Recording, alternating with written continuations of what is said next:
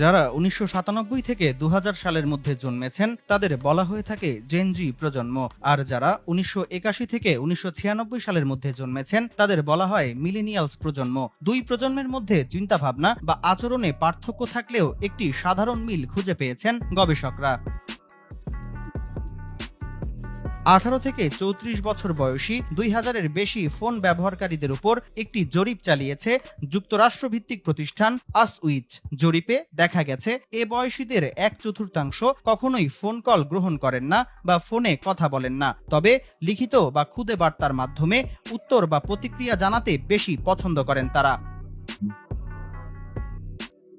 জরিপের তথ্য মতে এ বয়সীদের ৭০% ব্যক্তি ফোনে কথা বলার চেয়ে খুদে বার্তা বা SMS পাঠাতে বেশি পছন্দ করেন, তবে যাদের বয়স ৩৫ বছরের বেশি তারা স্বাভাবিকভাবেই ফোনে কথা বলে থাকেন। এ বিষয়ে যুক্তরাজ্যের মনোবিজ্ঞানী এলেনা টুরুনি জানান, অল্প বয়সীদের আসলে ফোনে কথা বলার অভ্যাস গড়ে ওঠেনি। তরুণেরা এখন ফোন বাজলে ভয় পায়, অধিকাংশের ফোনে কল থাকে সাইলেন্ট। ৩৫ বছরের কম বয়সীদের ফোনে জোরালো রিংটোন শোনা যায় না। জরিপে অংশ নেয়া অর্ধেকের বেশি তরুণ জানিয়েছেন অপ্রত্যাশিত ফোন কলকে খারাপ খবর বলে মনে করেন তরুণেরা।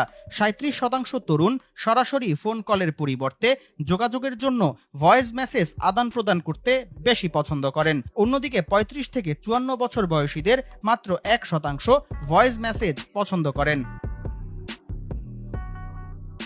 এ বিষয়ে হেনরি নেলসন কেস নামের মিলেনিয়ালস প্রজন্মের এক আইনজীবী বলেন, ভেবেচিন্তে উত্তর দেওয়ার সুযোগ পাওয়া যায় বার্তা ও ভয়েস মেসেজে, তাই এ দুটি তরুণদের কাছে পছন্দের। ফোনে সরাসরি কথোপকথনে উদ্বেগ তৈরি হয়, অনেক সময় অপ্রত্যাশিত পরিস্থিতি তৈরি হয়। এসব এড়াতে ফোন কল এড়িয়ে চলে জেনজি ও মিলেনিয়ালস প্রজন্ম।